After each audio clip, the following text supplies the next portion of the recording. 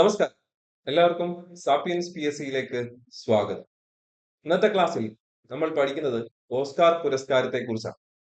2025 പ്രഖ്യാപിച്ച ഓസ്കാർ പുരസ്കാരത്തെ കുറിച്ച് നമുക്ക് കൃത്യതയോടുകൂടി പഠിച്ച് പോകാം. എല്ലാവർക്കും ക്ലാസ്സിലേക്ക് സ്വാഗതം. 97ാമത്തെ ഓസ്കാർ പുരസ്കാരം 2025 പ്രഖ്യാപിച്ചു. ഓസ്കാർ പുരസ്കാരം അറിയപ്പെടുന്ന മറ്റൊരു പേരാണ് അക്കാദമി അവാർഡ്. അക്കാദമി അവാർഡ് എന്നും ഓസ്കാർ പുരസ്കാരം അറിയപ്പെടുന്നുണ്ട്. ഓക്കെയാണ്. അടുത്തത് 2025 പ്രഖ്യാപിച്ച 97ാമത് ഓസ്കാർ പുരസ്കാരത്തിലെ മികച്ച ചിത്രം ഏത്? അതാണ് അനോറ.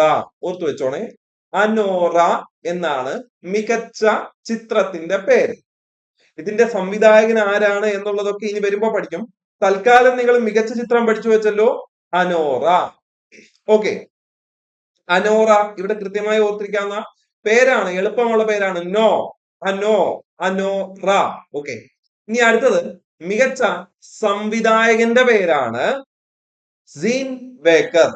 എന്താണ് പേര്? സീൻ ബേക്കർ എന്നാണ് പേര്. ഷോൺ ബേക്കർ എന്നും ഇത് പ്രൊനൗൺസ് ചെയ്യുന്നത് കണ്ടിട്ടുണ്ട്. സീൻ ബേക്കർ എന്നിവിടെ ഓർത്തു വെക്കുക. മികച്ച സംവിധായകന്റെ പേര്, ഡയറക്ടറുടെ പേരെന്താണ് എന്ന് ചോദിച്ചാൽ സീൻ ബേക്കർ. സംവിധായകൻ സീനാണ്, സീൻ ബേക്കർ. ഓക്കെ, അനോറ എന്ന ചിത്രത്തിന്റെ സംവിധായകനാണ് സീൻ ബേക്കർ. അനോറ നമ്മൾ പഠിച്ചു, മികച്ച ചിത്രമായിരുന്നു അനോറ. അതിന്റെ സംവിധായകനാണ് സീൻ ബേക്കർ. അടുത്തത് മികച്ച നടന്റെ പേരാണ്. പേര് അഡ്രിയാൻ ബ്രോഡി എന്നാണ് പേര്. Adrian Brody. ബ്രോയ്ക്കാണ് മികച്ച നടനുള്ള പുരസ്കാരം കിട്ടിയത്. Adrian Brody. ഏതാണ് ചിത്രം? ദ ബ്രൂട്ടലിസ്റ്റ് എന്ന ചിത്രം. ദ ബ്രൂട്ടലിസ്റ്റ് എന്ന ചിത്രം, അതിലെ അഭിനയത്തിനാണ് അഡ്രിയാൻ ബ്രോഡിക്ക് മികച്ച നടനുള്ള പുരസ്കാരം ലഭിച്ചത്. 97 ഓർമ്മയുണ്ട്. സിനിമ അനോറ, സംവിധായകൻ സീൻ ബേക്കർ, നടൻ അഡ്രിയാൻ ബ്രോഡി. വ്യക്തമല്ലേ? അടുത്തത് നടിയുടെ പേര്. മികച്ച നടിയുടെ പേര് മിക്കി മാഡിസൺ. Mickey Madison. മികച്ച നടി മിക്കി മാഡിസൺ ആണ്. അനോറ എന്ന ചിത്രത്തിലെ അഭിനയത്തിനാണ് മിക്കി മാഡിസൺ മികച്ച നടിയായി തെരഞ്ഞെടുത്തത്. ഓക്കെ ആണല്ലോ. അനോറ ഇപ്പൊ പലതവണയായി കേൾക്കുന്നു അല്ലെ? പറയാം. അടുത്തത് സപ്പോർട്ടിംഗ് റോളിലേക്ക് വരികയാണ്. മികച്ച സഹനടൻ ആരായിരുന്നു? കീറൻ കൾക്കിൻ ആണ് മികച്ച സഹനടൻ. കീറൻ കൾക്കിൻ ആണ് മികച്ച സഹനടൻ. എ റിയൽ പെയിൻ എന്ന ചിത്രത്തിലെ അഭിനയത്തിനാണ് കീറൻ കൾക്കിൻ മികച്ച സഹനടനായി തെരഞ്ഞെടുത്തത്. കീറൻ കൾക്കിൻ മികച്ച സഹനടൻ. കീറൻ കൾക്കിൻ. കീറൻ കൾക്കിൻ മികച്ച സഹനടൻ. അടുത്തത് മികച്ച സഹനടിയുടെ പേരാണ് സോയ സൽദന. സോയ സൽദന. മികച്ച സഹനടിയുടെ പേര് സോയ സൽദന. മികച്ച സഹനടന്റെ പേര് കീറൻ കൾക്കിൻ. മികച്ച സഹനടിയുടെ പേര് സോയ സൽദന. എമിലിയ പെരസ് എന്ന ചിത്രത്തിലെ അഭിനയത്തിനാണ് സോയ സൽദന മികച്ച സഹനടിയായി തെരഞ്ഞെടുത്തത്. എമിലിയ പെരസ് എന്ന ചിത്രത്തിന് മറ്റു പുരസ്കാരങ്ങളൊക്കെ ലഭിച്ചിട്ടുണ്ട്. അത് വരുമ്പോഴേക്കും ഞാനത് പറയാവുന്നതാണ്. അടുത്തത് അനോറ എന്ന ചിത്രത്തെ കുറിച്ച് നിങ്ങൾ ഇത്രയും കാര്യങ്ങൾ കേട്ടല്ലോ. നിങ്ങൾ ഇതുകൂടെ നിങ്ങൾ ഓർത്തു വെച്ചോണം. 5 പുരസ്കാരങ്ങളാണ് അനോറ എന്ന ചിത്രം നേടിയത്. ഏതൊക്കെ? ഒന്ന്, മികച്ച നടി. നമ്മൾ പറഞ്ഞായിരുന്നു മിക്കി മാഡിസൺ മികച്ച നടിയായി തെരഞ്ഞെടുത്തു എന്ന് നമ്മൾ പറഞ്ഞു. അത് അനോറ എന്ന ചിത്രത്തിലെ അഭിനയത്തിനാണ്. മികച്ച ചിത്രം അനോറയായിരുന്നു. മികച്ച ഡയറക്ടർ, സംവിധായകൻ സീൻ ബേക്കർ എന്ന് നമ്മൾ പഠിച്ചു. അതും അനോറ എന്ന ചിത്രം. ഒറിജിനൽ സ്ക്രീൻ പ്ലേയും എഡിറ്റിംഗും അനോറയ്ക്കാണ്, അനോറ എന്ന ചിത്രത്തിനാണ് ലഭിച്ചത്. അതുകൊണ്ട് തന്നെ 5 പുരസ്കാരങ്ങളാണ് അനോറ എന്ന ചിത്രം നേടിയത്. 5 പുരസ്കാരങ്ങളാണ് അനോറ എന്ന ചിത്രം നേടിയത്. ഇനി സീൻ ബേക്കറിനെ കുറിച്ച് നമ്മൾ പറഞ്ഞായിരുന്നു. മികച്ച സംവിധായകനാണ് സീൻ ബേക്കർ എന്ന് പറഞ്ഞു. അദ്ദേഹത്തിന് എത്ര ഓസ്കാർ പുരസ്കാരങ്ങൾ കിട്ടി? മികച്ച ഡയറക്ടറിനുള്ള പുരസ്കാരം ലഭിച്ചു. അതുപോലെ മികച്ച എഡിറ്റർക്കുള്ള പുരസ്കാരം ലഭിച്ചു.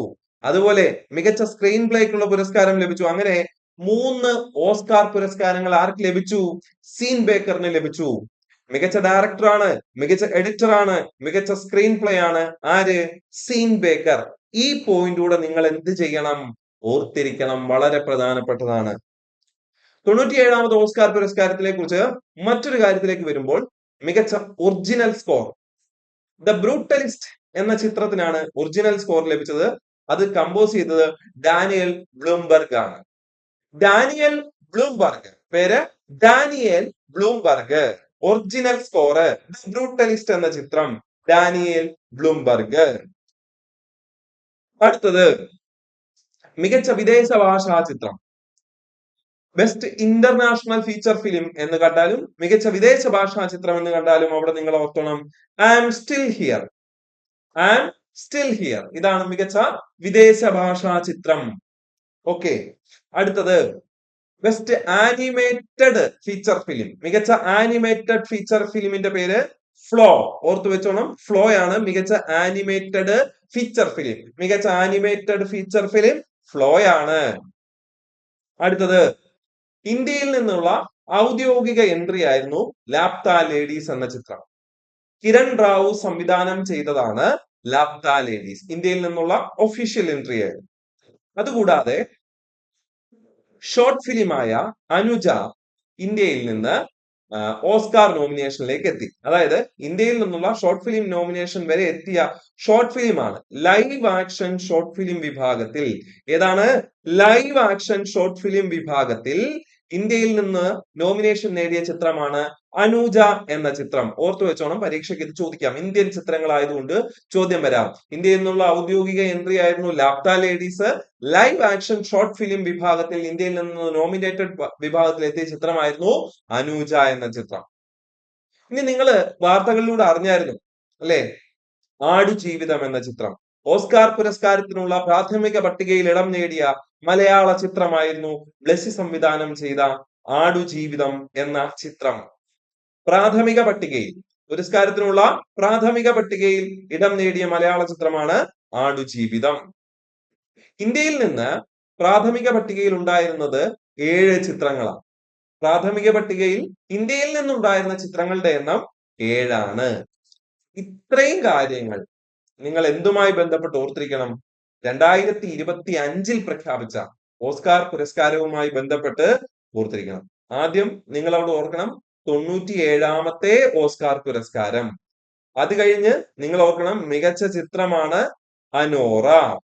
അത് കഴിഞ്ഞ് മികച്ച സംവിധായകനാണ് സീൻ ബേക്കർ. നടനാണ് അഡ്രിയാൻ ബ്രോഡി. നടിയാണ് മിക്കി മാഡിസൺ. സഹനടനാണ് കീറൻ കൾക്കിൻ. സഹനടിയാണ് സോയ സൽദന. അടുത്തത് 5 പുരസ്കാരങ്ങൾ ഏതിന് ലഭിച്ചു? അനോറയ്ക്ക് ലഭിച്ചു. നടി, ചിത്രം, സംവിധായകൻ, എഡിറ്റിംഗ്, സ്ക്രീൻ പ്ലേ. സീൻ ബേക്കറിന് ഡയറക്ടർ, എഡിറ്റർ, സ്ക്രീൻ പ്ലേ എന്നീ പുരസ്കാരങ്ങൾ ലഭിച്ചു. ഒറിജിനൽ സ്കോർ ദ ബ്രൂട്ടലിസ്റ്റ് എന്ന ചിത്രം നേടി.